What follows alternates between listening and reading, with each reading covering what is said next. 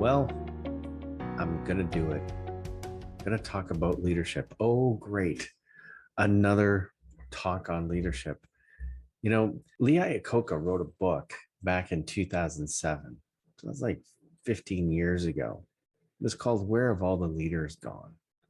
And sadly, it seems even more relevant today. When you couple that with Michael Pfeffer's book called Leadership BS, which he talks about how we've spent billions of dollars every single year on leadership and not showing any return. Well, it seems like a pretty dismal reflection of where leadership is today. So it'd be just a tad arrogant of me to suggest that in a little Terry talk that I can change the world of leadership.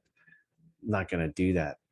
But I wanted to share a few observations to get the conversation going a little bit.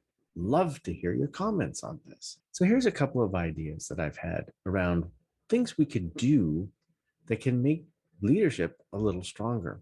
First one that came to mind was procedural justice. We all know about this. It's the I want to have my day in court. I remember years ago getting a traffic ticket, speeding ticket on the 401 highway.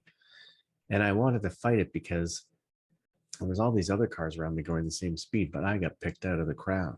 And I went and was with the Crown prosecutor, and he said, "I'll tell you what we're going to do. We're going to knock down the points. We're going to just have it a fine, no demerit points. Your insurance won't be covered." And I was mad.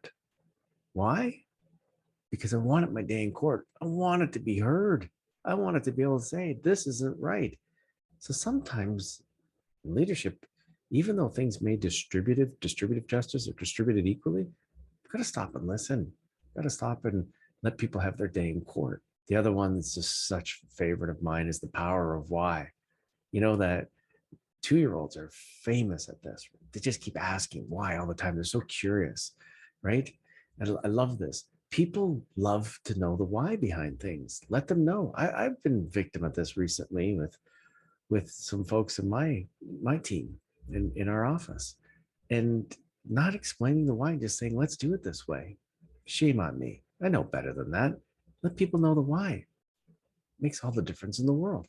Intent. Oh, this one's another big one, right? Intent. In a world with so much social media and emailing, and we communicate more now than ever before by written communication rather than verbal communication. What's that mean? We are likely to interpret and misinterpret all kinds of things, right? We'll read into things that aren't really there. Remind people of your intent. No one I know of purposely tries to screw things up or tries to screw anybody over. Yet sometimes we go to that place when we read a post or read an email. Let's really get back to intent. Then focus on what's important to you, not what you're against, but what's important to you. Remember that piece just a second ago about why ties in here really, really nicely. And then finally, focus on hope. Hope outweighs fear all the time. My favorite quote, and I've talked about this before on this channel, in the Hunger Games, great movie my kids introduced me to years ago. President Snow, maybe you know this. He said, hope is the only thing that endures. A little hope is effective. A lot of hope is dangerous. Of course, that was threatening his kingdom, as it were. So hope is incredibly powerful. So a couple of ideas. Try a few of these on for size. It's not limited to leaders, by the way. Everyone can benefit from following some of these tips. And I'm sure you've got many more. Throw them into the chat box below. We'd love to hear more. Get this conversation started.